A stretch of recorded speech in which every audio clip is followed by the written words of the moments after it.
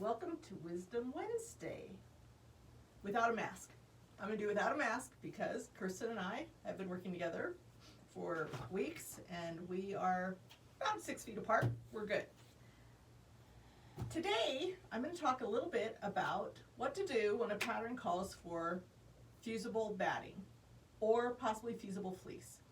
And this came up because my sister, who is quite an accomplished seamstress and actually costumer, and she wants to make some scissors cases because they are traveling. She and Pico, her co-worker, they are traveling from building to building and actually location to location with the Miami City Ballet costumes. So they have to carry scissors with them. And the object then, I thought, was to protect the scissors in case they should tumble or spill. But maybe it's not. Maybe it's just to protect valuable scissors and to not leave them lying on a table. So I'm going to go from the aspect of what to do when you're making a pattern that calls for fusible batting. I'm going to suggest that you determine what it is you want that case to do before you get all excited about whether you have found what is technically fusible batting. So here's my little sewing case, my little zippered, one of my little zippered cases. And this called for batting or fusible batting, but it's very soft-sided and it's flexible and that's good. And it's lightweight and it slips easily into a larger bag. This is fusible batting. This is a Hobbs, and yes, Eleanor, I have scraps, so I will bring these. You can make your own choice. So this is just 80/20 that has had a fusible embedded into the batting as it was made. It's not sprayed on top.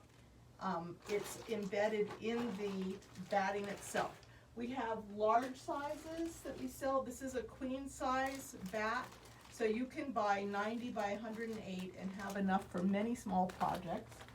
Or we also sell it in a smaller crib size batting, which is 45 by 60, which would do either a small baby quilt that you maybe you're going to quilt on your own sewing machine and want to temporarily baste it. That's the idea of the fusible batting. It's a temporary based fusible. If it's really calling for fusible fleece, then you might want, I thought I carried it in here. Is there a bowl of batting here? Anyway, fusible fleece, what we carry is from Heat and Bond, and it is a thin batting. It's very thin.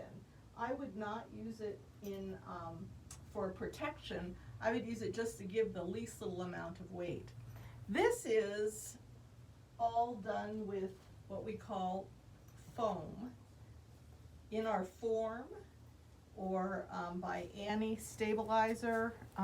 It is a foam, and you can see this if you look at it. I don't know if you can see this. It's got a tricot on, really a form of tricot on both sides. This scrap piece is not fusible, but it comes fusible on single-sided fusible. It also comes double-sided fusible. So if you want it to be protected, I would go with the foam. If you just want it to be stiff, then I would use this stiff stuff. So then it does not come fusible, and I would use like a spray adhesive or a glue stick to adhere that. So that is what this has been done with. So again, this would make a cute bag for shaping if you wanted to shape it to do for holding a scissors, but it does not particularly protect it other than from dings and nicks. But if you dropped it on the floor, it would still probably get some damage. So then I go back to the idea that I would probably use the fusible foam.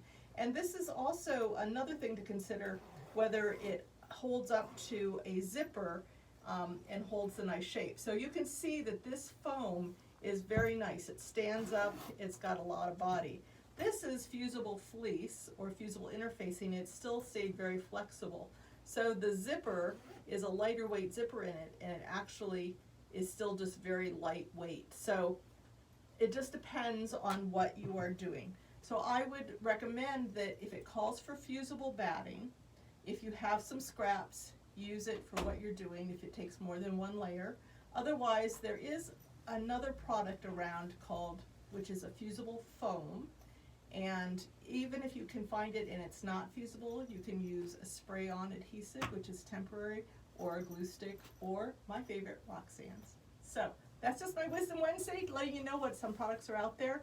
And you don't always have to get exactly what the pattern designer is calling for. We were talking about the scissors cases. There actually, if you Google, there are quite a few free scissors case tutorials available online. One of the ones we came up with was a Bernina We All Sew, and they are calling for, I think it was a fusible fleece. So anyway, thanks for joining me.